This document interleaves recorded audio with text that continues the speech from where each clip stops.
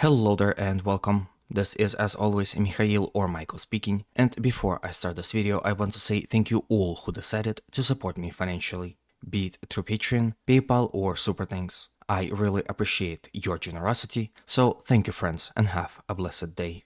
Now today's video I will start with Siversk frontline, where all throughout last few weeks Russian forces were continuously attacking in the general direction of Ukrainian-controlled village of Bilogorovka in the obvious attempt to even out the front line and close off this Ukrainian bridgehead, with further intent of launching an offensive in the direction of Verkhnekamensk and Grigorivka, and with Serebryanka added to the list of Russian war goals, city fortress of Siversk will be their next logical target. So in a way, the Bilogorovka village is the key to Siversk, and important for the capture of this entire area. So as a result of successful offensive operations, Russian forces were able to yet again advance in the direction of the village and entered it in several places. They also made some territorial changes adjacent to the village itself, with this portion of the front coming in under their control within the last 24 hours. With this territorial gain, as you can see, Russians are continuously expanding their zone of control around Filtration Factory, which again they use to stage their attacks in the direction of the village itself, and as you can see are slowly but surely advancing towards Bilogorovka, entering first streets and houses within it. Then from here let's visit Avdiivka and discuss situation there as well. In my last video I reported of Russians restarting their offensive efforts after withstanding multiple Ukrainian counterattacks. All throughout last 24 hours, the battles raged on in Berdichi, Orlivka, Tonenki, and Pervomayske, with Russians advancing all along the front in an obvious attempt to overwhelm Ukrainian defenses and finally fully capture second Ukrainian line of defense, which is situated along Berdichi, Semenivka, Umansky, and Yasna Borodivka.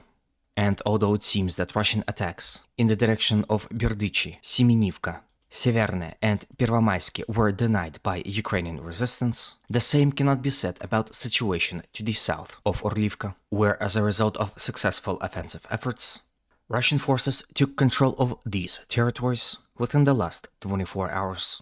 As you can see, with it not only Russians were able to capture these tree lines in which important trenches are situated, but in addition to that, this stronghold right here.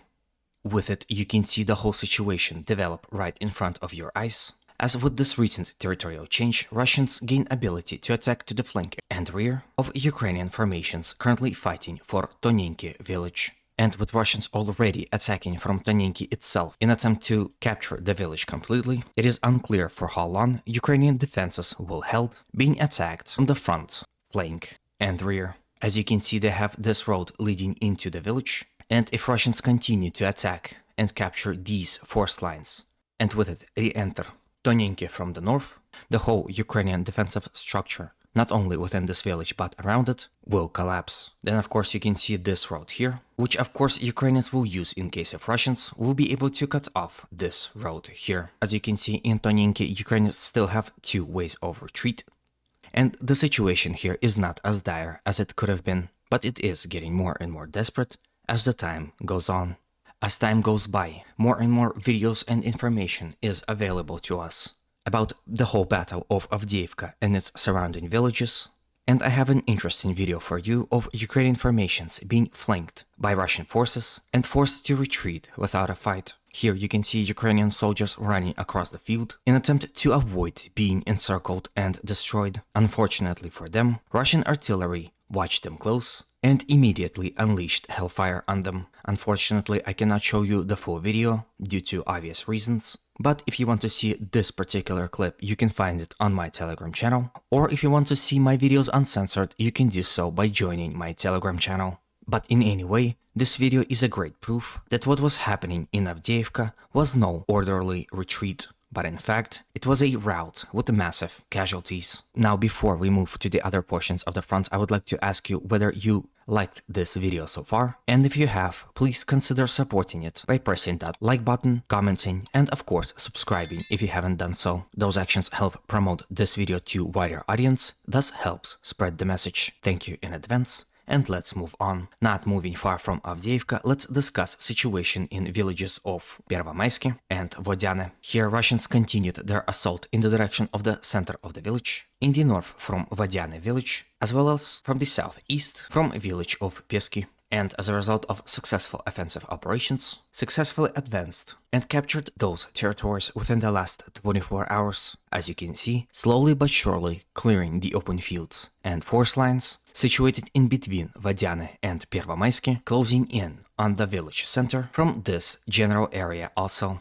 From here, let's move to Krasnohorivka town and discuss the situation here as well. As you've noticed, Russians doubled down on the idea of capturing this important town, and all throughout last few weeks were actively storming the settlement. And as a result of successful storming operations, Russian forces were able to significantly expand their control within the village and capture vital trenches to the east. And here you can see exactly how much territories Russians captured within the last 24 hours of active storming operations. As you can see, not only Russians were able to expand their bridgehead within the city itself, but also capture this important trench that leads to the adjacent force lines, which are attached to the rail lines too.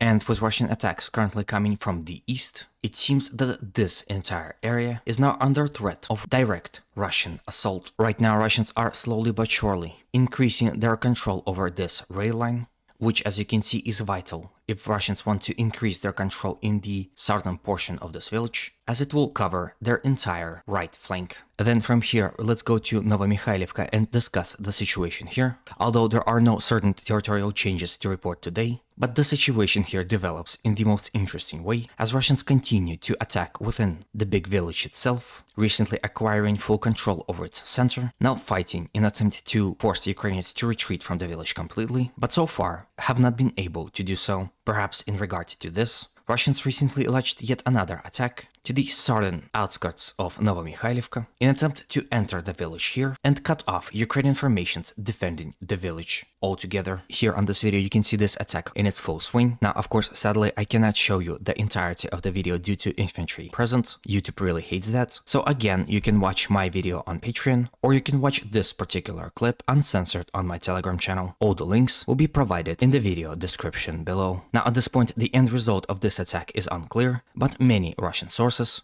of which some of them I really trust, have reported that Russians were able to advance, acquire territorial gains in the outskirts of the village, and entered it somewhere in this area.